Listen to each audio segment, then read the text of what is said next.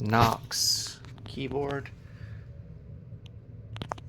Turn it on, screen comes on, you push the keys, it's got a little indicator. It shows which keys are pressed. No sound out of either one. Tried external speakers, no sound.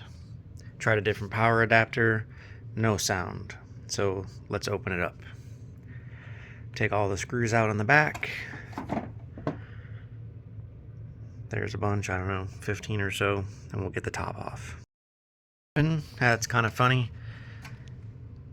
Fake speakers on the front to make it look like two in a tweeter. There's just one regular chintzy one in the back. Anyways, so speaker goes to here.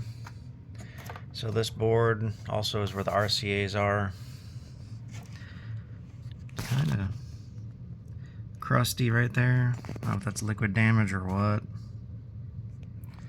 Let's pop these screws out and look at the other side. Alright, here's the board flipped over. Not much on it here.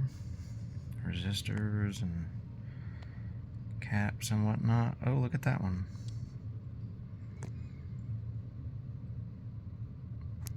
It's bulged and got some crust on the top there. What's that say?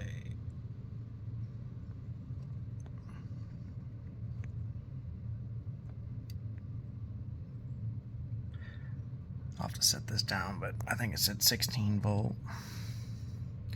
Let's try and change it. Yeah, it said 16 volt. It's those two right there.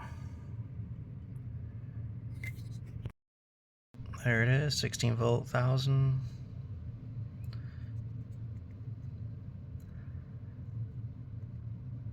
Not looking good.